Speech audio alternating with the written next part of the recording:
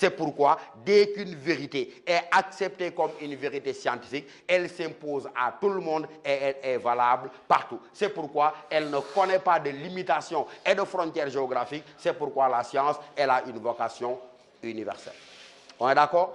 Maintenant, quand je dis neutralité, j'ai ajouté axiologique. Et j'ai traduit pour vous, neutralité axiologique, ça veut dire neutralité morale. Ça nous permet également de lever des confusions que les gens font dans le vocabulaire courant.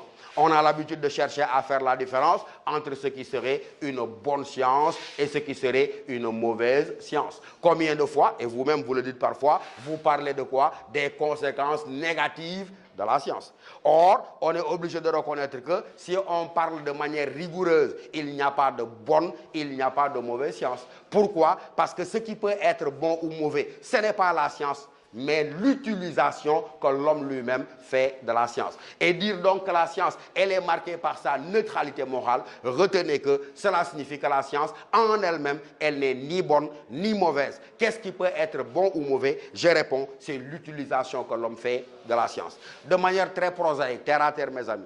Prenez l'exemple de la discipline qu'on appelle la chimie. Vous connaissez la chimie? Sans la chimie, pas de médicaments, parce que c'est la chimie qui permet de développer les moyens qui nous permettent de fabriquer et de conserver les médicaments. Mais cette même chimie qui me permet de fabriquer des médicaments qui me guérissent quand je suis malade, vous le savez, cette même chimie, elle permet de fabriquer quoi? Des armes bactériologiques et des armes chimiques. Qu'est-ce qui est responsable? Ce n'est pas la chimie elle-même, mais l'homme et l'utilisation qu'il fait de la science. On est d'accord? C'est pourquoi donc, quand vous dites les conséquences négatives de la science, retenez que c'est faux. Il n'y a pas de conséquences négatives. Ce qu'il peut y avoir, c'est les conséquences négatives qui résultent des applications techniques de la science. Mais la science en elle-même, elle est en dehors des valeurs du bien, elle est en dehors des valeurs du mal, elle est en dehors des valeurs religieuses. Vous comprenez? Ça veut dire, prenons encore un autre exemple pour mieux illustrer. Si je suis une femme dans les pays occidentaux, j'ai du mal à faire un enfant. La science me donne des solutions, vous le savez. Quelle est la solution que la science m'offre lorsque j'ai des difficultés, par exemple, à procréer? Vous connaissez les méthodes. On recueille du sperme, c'est pas moi, fécondation in vitro, mère porteuse et l'affaire est réglée. Vous avez votre enfant. Mais est-ce que cela est moralement et religieusement acceptable? Il est clair que non. Mais la science, elle vous dira, je m'en fiche. Vous aviez un problème, je vous ai apporté une solution. Ça veut dire que la science elle-même, elle est entièrement neutre. Comprenez?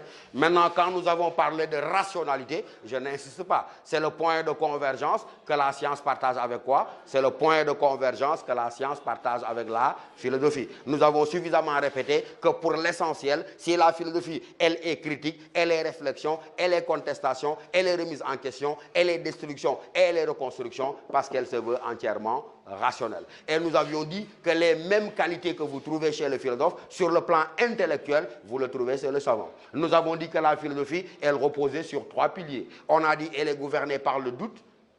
Ensuite, on a ajouté par l'étonnement, on a ajouté par le questionnement. Mais le philosophe, il n'a pas le monopole du doute, il n'a pas le monopole de l'étonnement, il n'a pas le monopole du questionnement. Le savant, il doute, le savant, il s'étonne, il se pose des questions. Mais attention, mes amis, il ne doute pas des mêmes choses, ne s'étonne pas des mêmes choses et ne se pose pas les mêmes questions. Par exemple, pour reprendre l'exemple de tout à l'heure, quand nous avons dit comment se fait-il qu'il pleuve, le philosophe, ce n'est pas ça qui l'intéresse. Là où le savant dit le comment de la pluie, quelle est la question qu'on va poser le philosophe? Mais pourquoi se met-il à pleuvoir? Et donc ça veut dire quoi? Qu'en tant qu'elles sont gouvernées par les mêmes attitudes intellectuelles de doute, de méfiance, de critique, de rejet et de contestation, la rationalité que l'on trouve en philosophie, elle n'en a pas le monopole, elle a le même principe d'engendrement que la science, c'est-à-dire simplement la raison.